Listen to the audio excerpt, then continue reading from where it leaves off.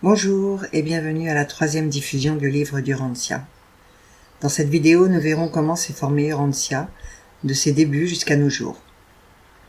Il y a 1 milliard d'années, Urantia avait atteint approximativement sa taille actuelle. De taille supérieure à la Lune, elle lui déroba son atmosphère.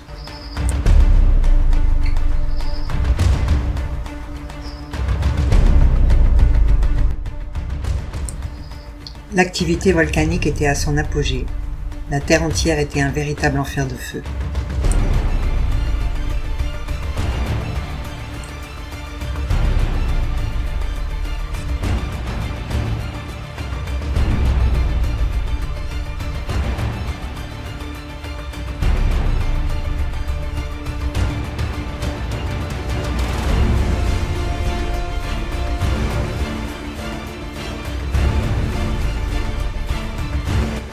Quand l'atmosphère devint plus stable, des précipitations de pluie tombèrent sur sa surface rocheuse et brûlante et refroidirent lentement sa croûte terrestre.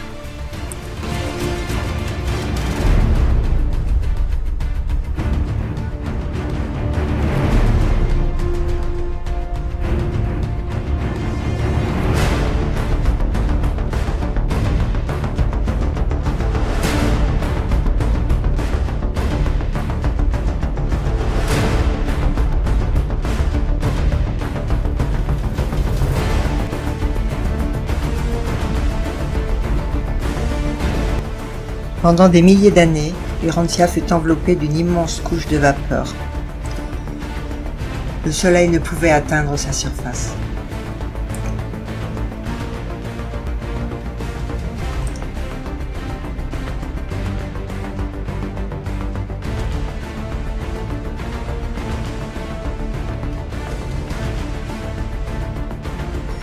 L'histoire géologique d'Urantia commence au moment où sa croûte terrestre est assez froide pour provoquer la formation du premier océan.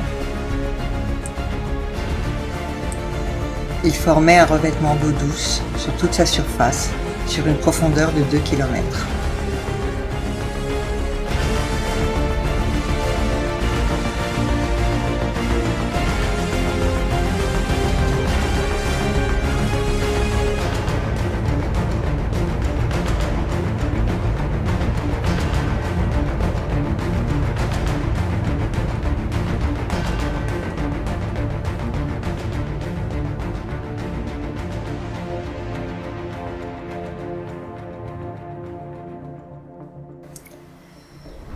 Plus tard, des coulées de lave plus profondes, donc plus denses, débouchèrent sur le fond de ce qui est présentement l'océan Pacifique.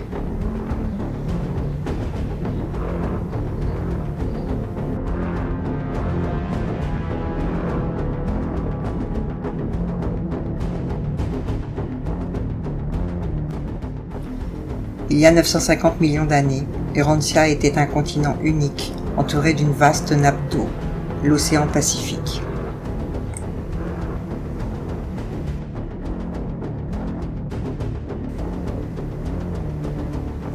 L'atmosphère se clarifia, mais la quantité de gaz carbonique continuait à être importante.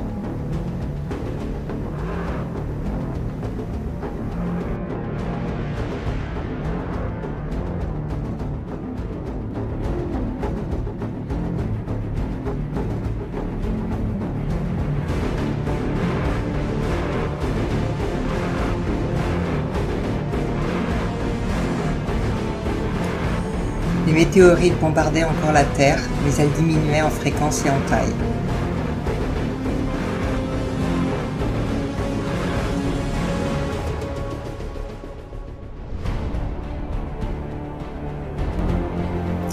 Tout au long des âges océaniques, d'énormes couches rocheuses stratifiées, dépourvues de fossiles, se déposèrent sur le fond de cet océan.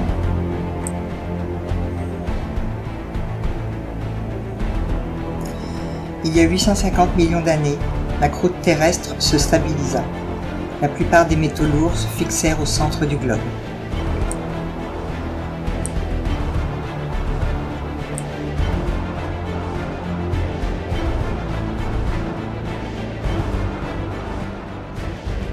Un meilleur équilibre s'établit entre les extrusions de terre et le fond plus dense de l'océan.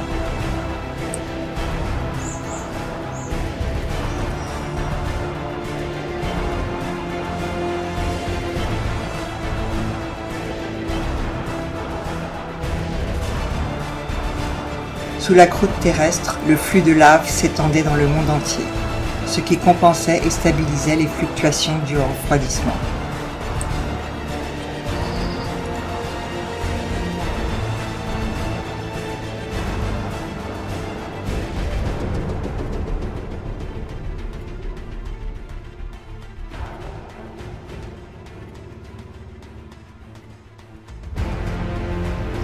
Les volcans étaient toujours très nombreux et les tremblements de terre étaient fréquents et violents.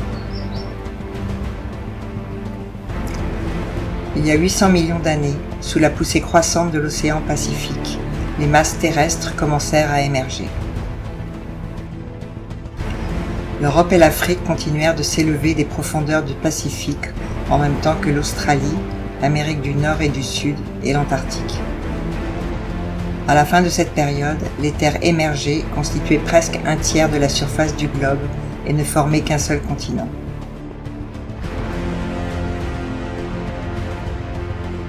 Cette élévation des terres ainsi que les nuages cosmiques et les influences océaniques entraînèrent les premières différences climatiques.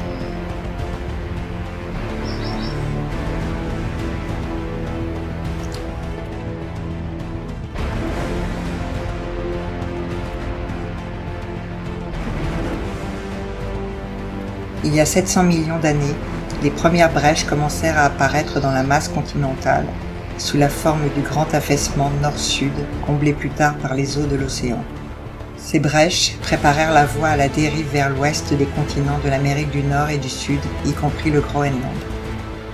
La longue faille est-ouest sépara l'Afrique de l'Europe et détacha du continent asiatique les masses de terre de l'Australie, des îles du Pacifique et de l'Antarctique. Il y a 650 millions d'années, les eaux atteignirent rapidement le degré de salinité indispensable à la vie sur Urantia. Ces mers intérieures des temps anciens sont le berceau de l'évolution.